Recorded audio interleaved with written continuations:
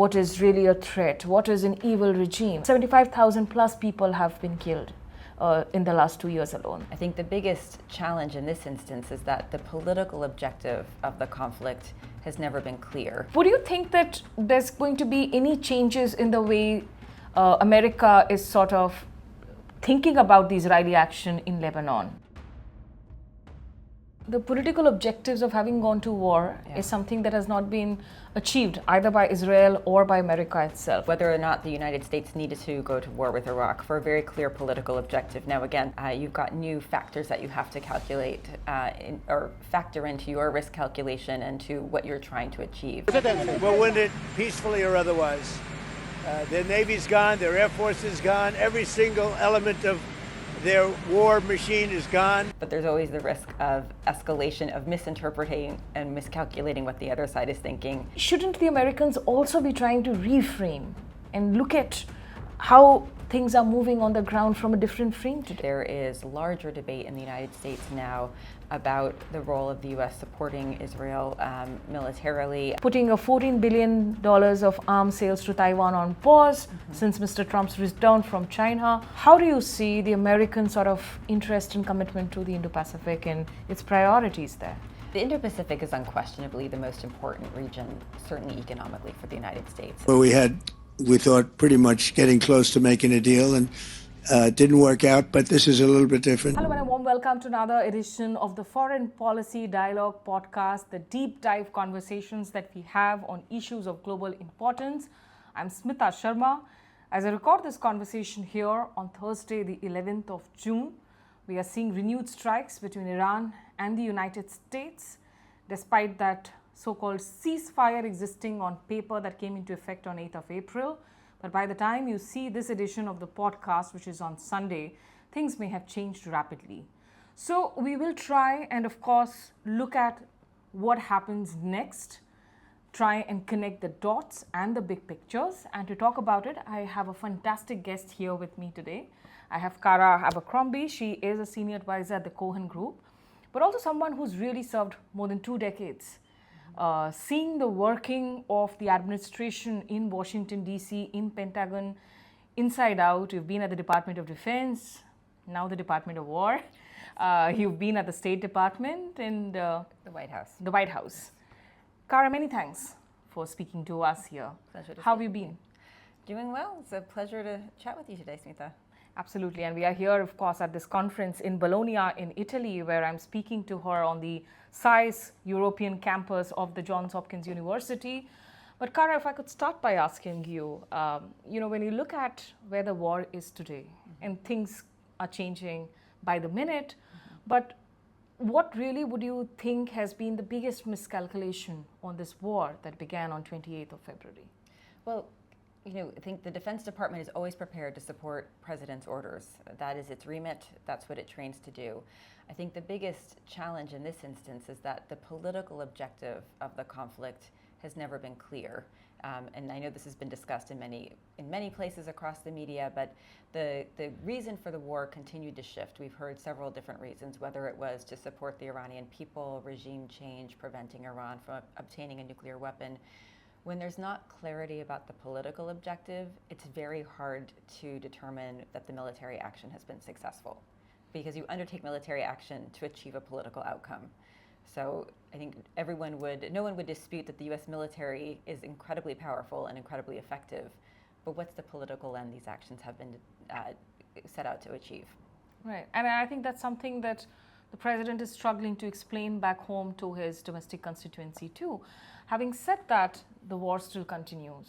Israel still continues with its strikes on Lebanon, what's happening in Gaza, and it remains one of the biggest sort of impediment to a larger understanding of an extension of ceasefire. Would you think that there's going to be any changes in the way America is sort of thinking about the Israeli action in Lebanon? Is there a possibility of a change on that? I think you've already seen the president engaging Prime Minister Netanyahu about Israel's continued strikes in Lebanon.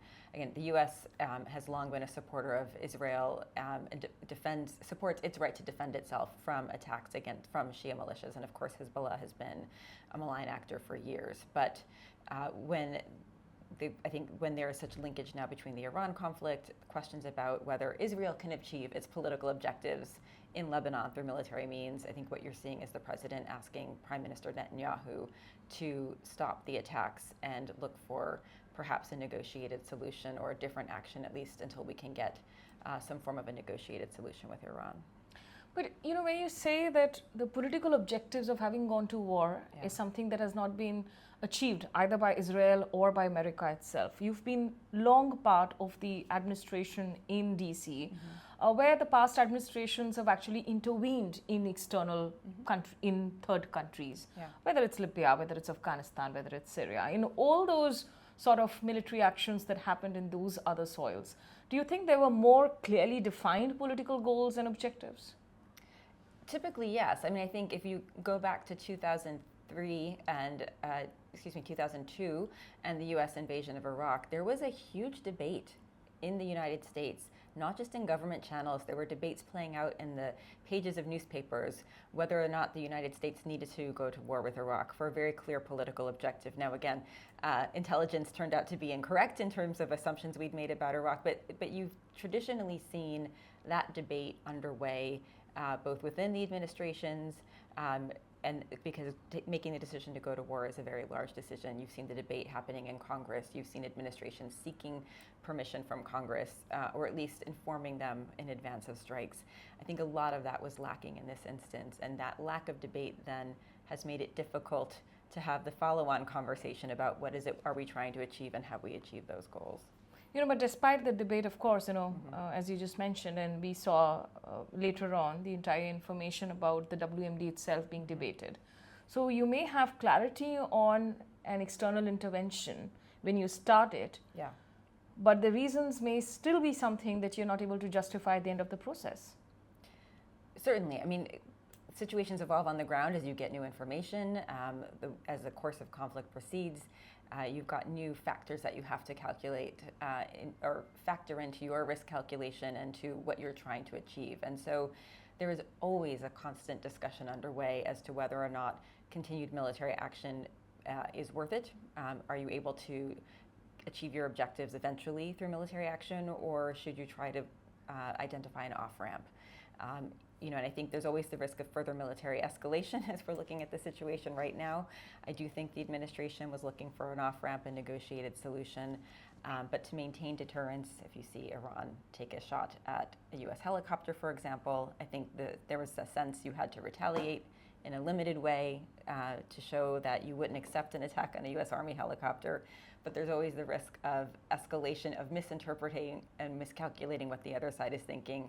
And as you go up the escalation ladder, you get sort of more dug in. And I think that's what we want to avoid happening here. We did see the U.S. falling into that trap in other instances. Because the Iranians have also made it clear that for every single strike that comes their way now from the Israelis, from the Americans, that they're going to hit it much harder. And we are seeing that they've, in the past 2 days as we talk, we've seen strikes across the 5th Fleet in Bahrain. We have seen strikes across the U.S. Command Center in Iraq. Also, of course, in Jordan, the airbase in Kuwait. So where do you see the kind of, what started off as an asymmetrical war, but where the Iranians have pushed back way strongly than what the world expected, or perhaps the administration expected. They would have thought the war would have folded in a week's time, which didn't happen.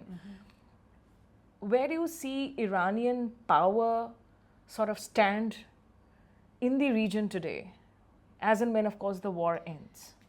I mean, Iran is significantly diminished in terms of its military capacity and capability, and we saw that even from last year's strikes. I think their militia groups that they've been supporting across the region had really been diminished quite dramatically by Israel following the October 7 attacks. So I think you do see a weaker Iran, but what you also see is an Iran that I think believed it was under existential threat. And when you perceive existential threat, the political will to fight back goes up significantly. And I think that's what we've seen. So you now have an Iran that is governed largely, it appears, by the Revolutionary Guard, who will be committed to defending their rule, their territory, And so I think that does leave open a question. I think the best path out of this conflict right now certainly is a negotiated peace. But what follows, it will not be a quick finish. It will be an enduring effort to negotiate and prevent Iran from increasing its military capability and its ability to further threaten the neighborhood going forward. And that will be a multi-nation effort. A multi-nation effort. I believe so, yeah. But there are not too many takers for it. I mean, now, of course, Pete Hegseth has been talking about the UN should come and play a role in clearing up the Strait of Hormuz. But the big question being asked by most of the people today were extremely critical of both Prime Minister Netanyahu and Israel is that, so why didn't you take a UN approval before your action? You didn't even go to the US Congress before the action. So why think about the UN now to clear up a strait, which was perfectly clear, by the way, before 20th of February. I mean, if Hormuz has gotten so complicated, it's because of this war. There was no impediment to the navigation process before the war began. No, we have seen a fundamental shift in the situation on the ground, right? Exactly. The strait was open before the conflict. It is not now. Look, I think Iran has proven that it is a threat to every one of its neighbors in the region. And so although the US and Israel took the lead in initiating this conflict, I think as we look forward to what the future of the region looks like, that will have to be a discussion, all the countries in the region will have to be part and parcel of discussing what the future of the region looks like. So it's not to say take responsibility necessarily for actions that the US and Israel led, but making sure that they have a role in shaping what stability and security in the region look like going forward. That is not something that the US or Israel alone can determine. It will absolutely require participation from countries in the region and other countries who are affected by that region. But Cara, I do have to ask you that, because we do see a shift within America, whether it is the Congress, where there is a significant amount of opposition to giving a free pass to Israel in a way, or even within the public, the younger generations who are certainly sort of way more passionate now about what's been happening in Gaza, in Palestine. The traditional quintessential American definitions of what is dangerous, what is really a threat, what is an evil regime. I mean, at the end of the day, it's an international criminal court that has declared Mr. Netanyahu as a war criminal, that has said that war crimes have happened in Gaza. So where 75,000 plus people have been killed in the last 2 years alone. So shouldn't the Americans also be trying to reframe and look at how things are moving on the ground from a different frame today? I think U.S.-Israel policy is very much under discussion. The U.S. has long been a proponent of the State of Israel, but we've always understood that we're meeting with Indians. Israel's foreign policy is not the same as the U.S. foreign policy, and India's national interests are not always exactly aligned with U.S. national interests. And so every president has always had to assess whether cooperation in certain areas was in the U.S. interest or not. And I think that will continue. Certainly, as you noted, there is larger debate in the United States now about the role of the U.S. supporting Israel militarily. I think that is going to continue to be debated. It does not fall across clear political lines by any stretch of the imagination. I think you are seeing, I think the concern we also have, though, in the United States is making sure that frustration or concern with Israeli foreign policy or policy actions does not spill into the much more dangerous anti-Semitism, which we have seen on the rise, not just in the United States, but elsewhere. And so that always becomes a consideration. Again, the two are separate. Israeli foreign policy and other issues are indeed separate, but you are going to see, I think, continued debate on the future of support for Israeli military actions. Can you explain to our audience, because recently we saw this resolution come into the Congress on the War Powers Limitation Act. Of course, it didn't make it through both the houses, and even if it did, President Trump could veto it, which sought a sort of a congressional approval. I mean, the very fact that this resolution came in, that Republicans, actually 4 Republicans at least, crossed over to support the Democrats on this. If this does sail through, what would it mean for future presidencies who would, look at initiating new wars outside? Yeah, so the War Powers Act was passed after the Vietnam War as a way to assert Congress's constitutional right to be the sole power to declare war. But what we have seen over the years is consistently nearly every American president has opted to take military action short of war, through typically just consulting the Congress, right? Not seeking legislation, but certainly informing congressional leadership that they would be taking action. This vote was a way of reasserting Congress's constitutional role in taking a decision. What it means for the future, I think it's, again, in this particular instance, it is the Congress reasserting that check in our system of checks and balances. But I do think we have established a precedent here where anything short of war, provided the president is informing the Congress in advance, typically has been accepted. Right. So, just the last couple of questions, Cara. When it comes to West Asia today, what you call, of course, the Middle East, while you said that the Iranian armed forces have been significantly reduced, and that's something that more or less all experts agree with. But at the same time, we've also seen the serious attrition as far as the US armed forces are concerned in terms of the serious damages inflicted, upon the American bases in the region, the amount of losses that the American armed forces have suffered when it comes to THAAD, interceptors, your fifth generation aircrafts, your MQ-9 drones, being taken down by Iranians. How do you see the way this war has reshaped the region today? Yeah, certainly. I think for the US military, we've known for some time that this emerging technology, drone technology and such, posed a threat to installations. I think this was really a wake-up call about how much of a threat these new technologies can pose to our established way of operating. So I believe you are going to see rethinking on the types of basing we need, where we need it, whether missions can be achieved with a large footprint on the ground, or do you have more rotational presence? I think we're going to just see a complete rethink of how the U.S. considers military force posture overseas. And I think also, partners in the region are also going to be considering what makes sense in terms of military presence. I mean, they're completely looking at perhaps, that this entire promise post the 90s of this Gulf security architecture being led by the Americans, that's been heavily damaged now. Yeah, I think this has been significant. This will have significant impact on how, countries and the U.S. think about what that security architecture needs to look like going forward. I mean, keeping in mind that West Asia itself has seen it was always a fractured region. It has seen such polarization now and, tectonic shifts, particularly when it comes to the Saudi versus the UAE rivalry. And you see the UAE actually making sort of more alignments, not just with India, but with Israel. India has also moved very, without a doubt, India has moved much closer to Israel today than its traditional stance with Iran. So, I mean, keeping in mind the Saudi-UAE division of West Asia itself, one thing is about looking at the operational details of how the American bases start to operate. How do you run your systems back there again? But the politics.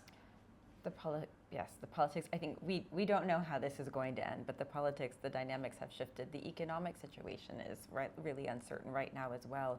I think I think this is a region that has been through continuous change and transformation for many years. I think the only known, the only certainty is that we'll continue to see some evolution here. But as you noted, I think the really strong economic and foreign policy ties have been made by the region with other actors, and those will continue to be important. Okay, just the last two questions. We also have a G7 summit coming up in France. Do you think the G7 summit will be able to make any difference in terms of their conversation today, keeping in mind that the American and the European relationship itself has undergone so much of a tumult since the return of Mr. Trump to his presidency, the transatlantic security partnership, to NATO, everything feels like it's crumbling. So what difference can the G7 dialogue at this point in time be able to make to the ongoing situation in them? I mean, the G7's been significant for years because it represents the strongest the strongest economies in the world, and getting those heads of government together to formulate some shared understanding of what's happening in the world, both on the economic and trade front and on the political front, is is always valuable. I do think what they say on the economic situation will be quite important, quite informative. And at the end of the day, I think showing at least some semblance of cooperation amongst that group will be really important because understanding their transatlantic ties have been in a tumult. I think that's the understatement of the century. But showing the ability to continue cooperation is really important at this time.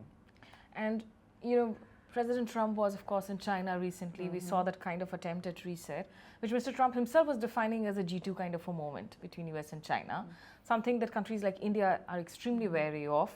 We did see that quadrilateral security dialogue at the foreign ministers level take place in New Delhi. Yes. But we understand that the summit level meetings perhaps now cannot happen as a standalone meeting, that the foreign ministers will meet along the sidelines of multilateral dialogue. In New Delhi, for sure, there are a lot of questions being raised about the American commitment to the Indo-Pacific, where in the last few years, India's strategic importance as a counterweight to Chinese aggression, expansionism was being seen, and which was an important point for the Quad. There is also that issue about putting a $14 billion of arms sales to Taiwan on pause since Mr. Trump's return from China. How do you see the American sort of interest and commitment to the Indo-Pacific and its priorities there? I mean, the Indo-Pacific is unquestionably the most important region, certainly economically, for the United States, and that has been true for some time. So that will continue to be a driver of U.S. interests and U.S. actions in the region. I think coming out of the summit, I think the use of the term G2 was regrettable. I'm very familiar with how India and other countries in the region feel about that term. I don't think we are in a G2 world. I don't see that right now. Certainly China is quite powerful, but I don't see the U.S. as a receding country by any stretch. Mr. Xi would have been happy to hear that comment, I'm assuming. I think he might have been, yes. I think that's something that China was striving for some time. Look, it's long been policy for U.S. presidents not to comment on Taiwan arms sales, certainly not to discuss them with Chinese presidents. The U.S. policy, we have a law on the books that we are required to support Taiwan's ability to defend itself. And so, I've hoped that we continue to follow past policy and let those arms sales go through. Okay, we'll have to see how that plays out. But, Cara, you were in the Department of Defense at the time when India-Americans were actually deciding some of those foundational pacts, COMCASA, LEMUA. Those were long negotiations that did happen. Yes, they did. Today, despite the many problems that we see in India-US relationship, till 2 years ago, we were looking at this relationship having a strong bipartisan support in the Congress. Much water has flowed under the bridges since, of course, Trump 2.0. But despite all the political differences and knowing the fact that perhaps America itself has changed beyond a way that will stay in terms of the changes, even if, Mr. Trump's current term ends, the defense security partnership between India and the US, do you still see it progressing? Do you feel there is a stalemate now? Do you feel it already peaked and right now there's going to be only limited movement on the side? The U.S. and India's partnership and defense partnership in particular is one where we have a shared interest in cooperating. It is in our respective national interests to cooperate in that domain. And so I see that continuing. My understanding is at the technical level, all of the technical agreements we had reached up until this point continue on. The officials in the respective ministries and the Defense Department continue to cooperate because it's in our interest to do so. And we see that we spent more than 20 years trying to build those patterns of cooperation, and I'm happy to say that they're there. I do worry that trust has suffered due to the events of last year. That will take time to rebuild, but the underlying interest on both the part of the U.S. and India persists. And again, I'm such a strong believer in the relationship. It's come so far. I think it would take quite a lot to set it back significantly. So I'm confident we'll carry on. I regret the little dip in the trust, but I hope that You're we can being kind when you say the little dip in trust. The little dip in trust, I know. But yeah, in Hindi we say Umeed par duniya kayam hai. The world runs on hope. Is there any anecdote you want to share from the many negotiations room that you've been a part of, or anything that stayed with you in particular when it came to the Indian interlocutors being on the other side of the table? So this is a very wonky anecdote, but one of my favorites. It's from the early days. I think circa 2006 or 2007, we were building this defense relationship, and the U.S. has a great bureaucracy, only rivaled by India's. And in our system, when you do any defense cooperation, you must sign an agreement. Every step, you mentioned the foundational agreements, but there's an agreement for absolutely everything. And at one point, your deputy chief of mission came up to me and he said, Cara, when do we stop with, when are the agreements over? And I said, never. Yeah, so 2007-8 would be, in between. You had the NSSP, the next steps of strategic partnership in 2005, and then the nuclear deal happening 2006-8. That's the phase. So that's exactly when never, we were working and that together. Continues. So yes, in fact, I was having this conversation with some of our colleagues at the conference. They said, "Can you please stop with the agreements?" Okay, and absolutely last question, because you've seen the workings from inside out, and in the middle of a war, of course, with Pete Hegseth as the Secretary of War, which I don't think you kind of believe in. You still like to refer to as the Department of Defense. It legally is still the Department of Defense. Defense. Yes.